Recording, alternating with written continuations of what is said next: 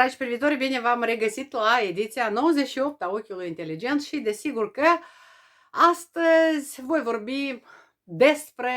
ceea ce se întâmplă în Republica Moldova și evenimentele de ultimă oră țin de ce se mai întâmplă pe la guvern, ce mai face Maia Sandu și voi începe, așa precum puteți să presupuneți și dumneavoastră, cu așa zisele reforme ale ministrului Dan Perciun. Dan Perciun care ieri în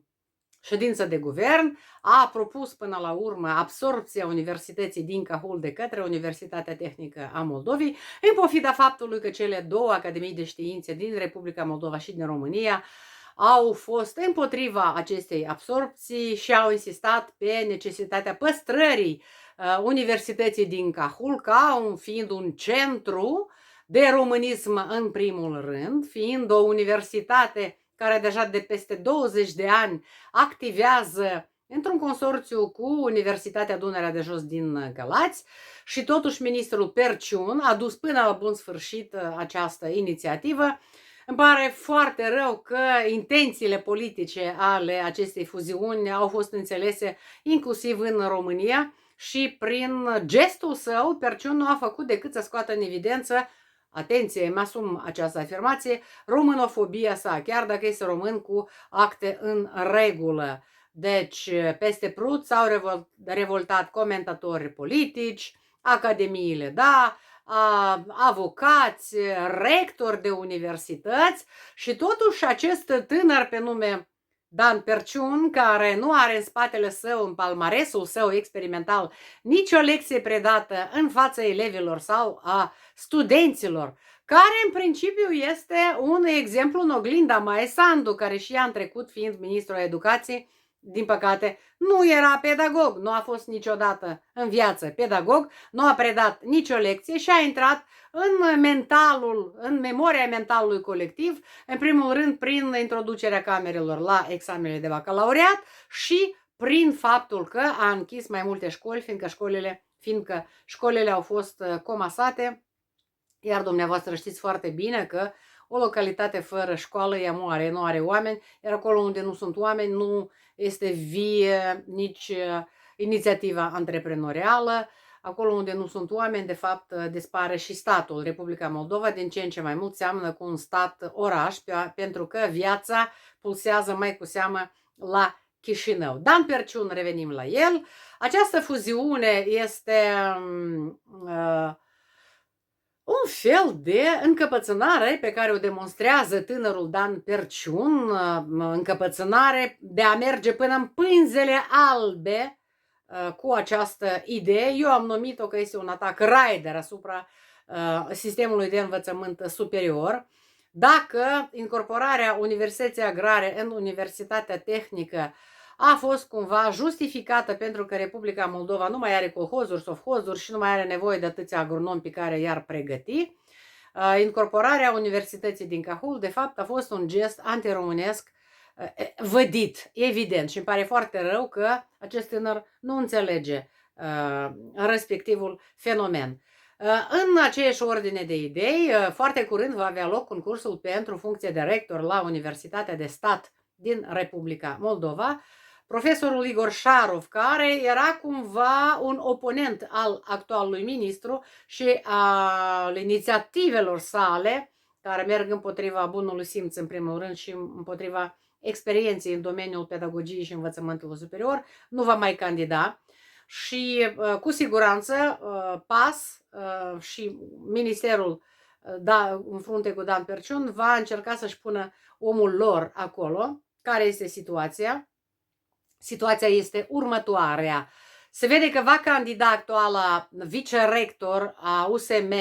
Otilia Dandara, care este doctor în științe ale educației și de 14 ani ocupă funcția de vicerector, de prorector la USM și cu siguranță va exista și candidatul ministerului. Se vehiculează numele Aureliei Hanganu, care este fostă profesoară la Universitatea Academiei de Științe, care a fost fondată pe timpul lui Voronin, și ulterior a devenit și rector al acestei universități, dar pe timpul ministrului Șarov, Universitatea Academiei, a fuzionat cu Universitatea de Stat, pentru că Universitatea Academiei de Științe era o făcătură absolut superfluă, comunistă, făcută special pentru progeniturile celor care conduceau la acel timp Republica Moldova. Și această doamnă Hanganu, la ora actuală, este șefa Agenției de Finanțare a Cercetării în Republica Moldova. Această agenție de stat este și ea un organism necesar, desigur, că doar că în condițiile Republicii Moldova, când instituțiile sunt în colaps, cumva ele toate funcționează din inerție. În această agenție salariile sunt foarte mici, lipsesc mulți funcționari și se vede treabă că doamna nu prea știe cum să o miște înainte cu toate aceste proiecte, cu cercetare quasi inexistentă la nivel de Republica Moldova și acum vrea să fie pilotată în funcție de rector al Universității de Stat. Atenție! Care sunt raporturile de forță la USM, Universitatea de Stat din Republica Moldova? Numărul total de profesori care predau și fac cercetare este de circa 800, peste 800 de persoane și numărul total de cercetători care și ei vor vota rectorul USM, care cercetători vin din sânul Academiei de Științe și care nu au sarcini didactice, care sunt rupți de auditoriul studențesc, ei ajung tot la 800 și ceva de oameni. Deci raportul de forțe este practic identic, dar cei care sunt doar cercetători titulari, nu pot să-mi imaginez toate aceste instituții de cercetare, ce fel de cercetare fundamentală fac și cum de numărul lor este atât de mare în Universitatea de Stat. Deci acei cercetători, având memoria aceasta a Academiei de Știință, având bugetul acordat pe anul 2026 de 9.200.000 de lei din partea doamnei Hanganu, deci vă dați seama că se va duce o campanie foarte strânsă în favoarea acestei doamne Aurelia Hanganu, care este omul Ministerului Educației, care este omul lui Perciun. Uite așa, dragi privitori, se face un rider în domeniul învățământului superior. Deschid parantezele ca să vă spun că în domeniul învățământului superior există foarte multe probleme, deoarece la nivel de documente regulatoare nu este armonizat cu cele din Uniunea Europeană și nici măcar cu cele din România. Există foarte multe carențe. Nomenclatorul specialităților de formare la ciclul licență și masterat este absolut deocheat. Durata studiilor nu corespunde logicii Bologna 3+2, cum ar veni, da? Și funcționează acest sistem de învățământ superior, adică toate universitățile, în conformitate cu niște documente vechi, încă de pe timpul sovietic, care au fost doar adoptate, readoptate, reaprobate. Codul educației trebuie și el amendat, pentru că până în prezent s-au păstrat 2 trepte la doctorat, exact așa cum este în Rusia, atenție, în Rusia, deci nici de cum nu ne desprindem de ruși. Și mai sunt mai multe chestii foarte specifice care ar trebui să fie revăzute. Dragi privitori, profesorii universitari din Republica Moldova nu au beneficiat de sporuri salariale din 2018, abia din 1 septembrie 2025 a început să fie un pic mai mare indemnizație pentru cei care au titluri științifice la activ, adică cei care au susținut o teză de doctorat. Și în aceste condiții, Dan Perciun vine cu o impertinență și cu o presumptuozitate proverbială să le dea din deget și rectorilor și profesorilor, desigur că cu excepția rectorului Viorel Bostan, care se va pricopsi probabil cu un al 3-lea mandat, pentru că, atenție, Universitatea din Cahul a fost absorbită de Universitatea Tehnică și codul educației a fost modificat în așa fel încât un rector să aibă acces la al 3-lea mandat. Dragi privitori, uite așa pofta vine mâncând, cei care sunt la putere, oricum încep să comită abuzuri. Din punctul meu de vedere, este un abuz ceea ce face Dan Perciun. Nu mai spun despre faptul că el va implementa manuale din Estonia la matematică și aceste manuale va trebui să fie traduse. Implementarea automată a unor manuale din alte țări nu pare a fi binevenită în momentul în care există diferențe de curiculă, de percepție și așa mai departe, plus că avem România alături și, scuzați-mă, dar gândirea matematică românească nici ea nu trebuie neglijată și nu înțeleg de ce Dan Perciun nu a acceptat manuale din România, dar dorește manuale din Estonia. Se pare că această lipsă de dragoste sau neiubire față de România, față de tot ce este românesc, predomină în comportamentul său. Eu de mult am spus că el trebuie să-și dea demisia, dar îmi exprim în același timp și regretul că a noastră comunitate academică nu are suficient curaj pentru a ieși cu solicitarea unei astfel de demisii. Vreau să spun că în acest sens bieții profesori universitari care lucrează nu doar în instituțiile publice neapărat, mai au și în al doilea, al treilea, al patrulea job. Așa cum am lucrat și eu în viața asta, am avut mai multe joburi pentru că salariul deloc nu este unul care să-ți permită să ai o viață decentă, să ai familie, să întreții copiii și să poți să spui că ai un drept la viață, la o existență materială decentă. Dincolo de Dan Perciun, s-a făcut vestit în aceste zile și Igor Dodon.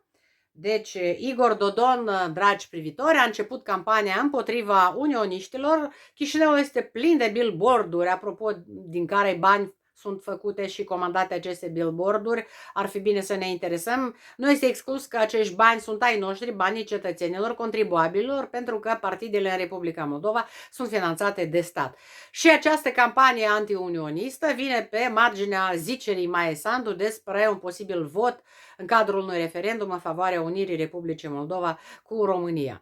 Întrebarea pe care o formulez eu nu este de ce sau din ce bani face campania Igor Dodon. Este clar că face această campanie din banii noștri. Dar de ce, dragi privitori, este posibil ca un personaj ca Igor Dodon să ajungă deputat în Parlamentul Republicii Moldova după faimosul dosar Culioc, care dosar îi incrimina trădarea de patrie, articolul 80 și ceva din Constituția Republicii Moldova. Deci faptul că a mers dincolo în zona separatistă, a depus flori la mormintele cazacilor, că a mers la Moscova de nenumărate ori, că avea bani virați de către Kremlinul fascist în conturile sale prin Bahamas și acest om ajunge să fie deputat în Parlamentul Republicii Moldova. Campania împotriva lui Dodon este necesară, dar încă și mai necesară este campania de judecare pe cauză penală a lui Igor Dodon și pentru discursul său public de trădare de patrie, adică pro-Kremlin, negarea războiului fascist al Rusiei împotriva Ucrainei. El trebuie lipsit de cetățenia Republicii Moldova și expulzat, condus la frontieră, așa cum fac statele baltice. Zilele acestea, 3 președinți ai parlamentelor statelor baltice, Estonia, Lituania și Letonia, au vizitat Republica Moldova. S-au întâlnit și cu Maia Sandu, și cu premierul Munteanu, și cu președintele Parlamentului Grosu, dar desigur că întrebarea este de ce Republica Moldova nu-și diminuează influența pe care o are coloana 5 asupra tot ceea ce este românesc în primul rând, asupra tot ceea ce este occidental și miile de